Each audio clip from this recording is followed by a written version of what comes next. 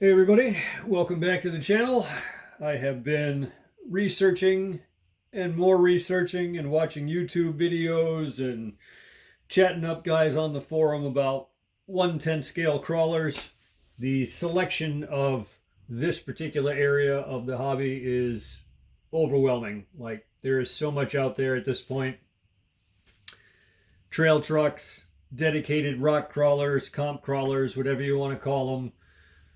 Scale trucks with, tiny fire extinguishers and full on interiors with drivers and that kind of thing. Like, any aspect of this world that you want to explore, there is an overwhelming amount of stuff to be had.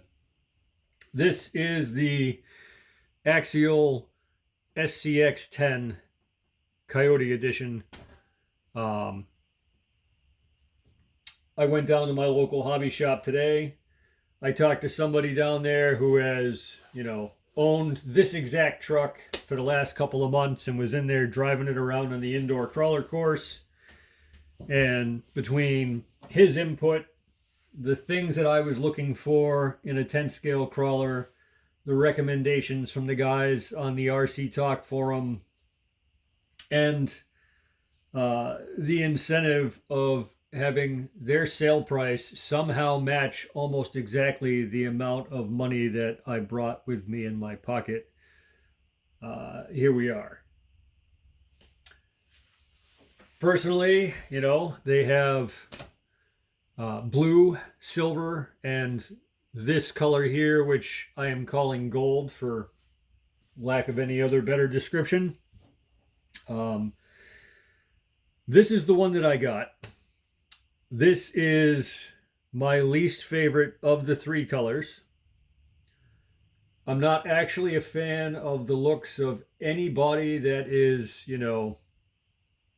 basically pinched and tucked. I understand the purpose behind it for, big flex and eliminating wheel rub on the body and that kind of thing. And under those circumstances, it does a great job. I just don't think it looks good. So there's that.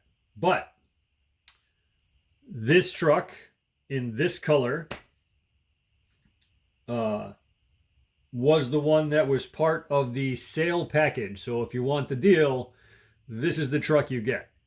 And I wanted the deal. The deal was good.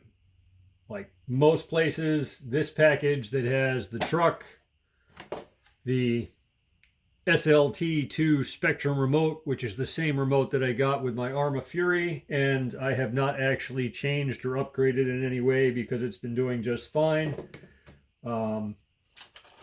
Comes with the little mini smart Spectrum battery charger and USB cable. Comes with a actual LiPo. There's a 1300 milliampere hour 3S battery, which that part was really cool. You also get the quick start guide, the standard bunch of paper information. This gear, which I haven't done any research on what it does, it comes with a couple of bearings and a shaft, and I think what that probably is just allowing you to change the amount of overdrive. But I'll look into that at some other point in time.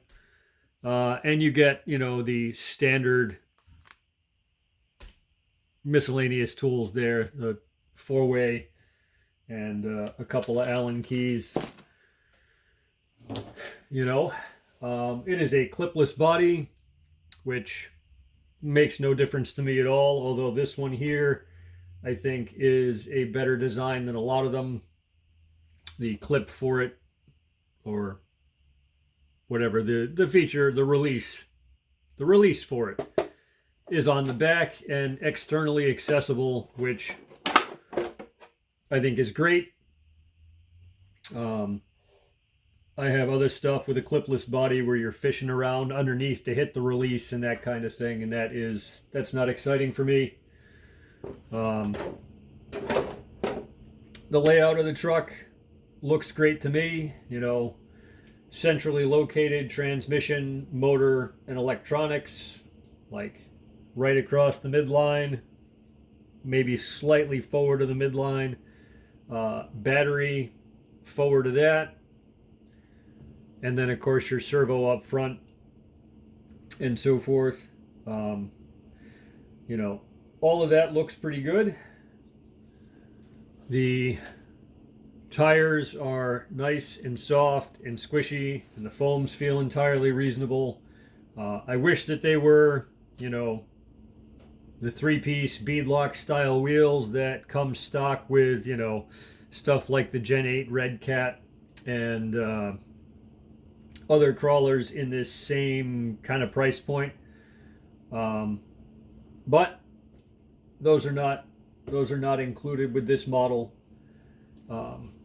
I do like the fact that it has open post holes in case you wanted to switch over to a standard style, like post and clip style body mounting system, which was one of the big selling features for me on this truck, and probably what I'm going to do, since like I said, this body, not a super attractive design to me, and there's a lot of stuff out there that once you have your standard posts will drop right onto this.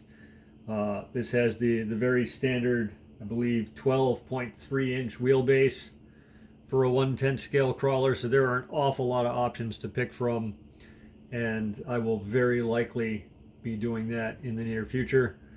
Other than that though, I am really hoping that this is a platform that I don't have to do very much with to enjoy. I'm looking for something that I can walk around the woods, have enough wheel speed to, you know, run it up trails and walk behind it, as well as enough capability crawling wise to get up some steeper inclines and over some boulders and that kind of thing, and not have to, you know, treat it like a money pit that I'm throwing paychecks at and spending hours and hours of time upgrading this and changing that and shaking my head at why it won't do one thing or another.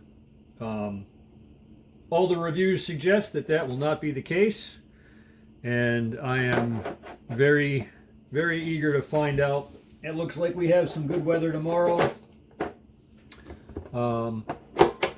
I have a couple of spots picked out, which I'm going to try and hit up at least one of them. I have zero ability to utilize a clipless body with any kind of proficiency. Each and every single time I try it, it doesn't matter how well designed it is, getting it back on is never like a seamless thing that just happens the way you think that it should. But you know, it is what it is. So there it is, the SCX10 Coyote. I'm expecting great things from everything I've heard, from the people I've talked to, from the advertisements I've seen, the YouTube reviews that I've watched. I'm expecting great things. I hope it lives up to all of that. You just have to tune into the driving footage and find out. So until then, have a great day, and we'll see you next time.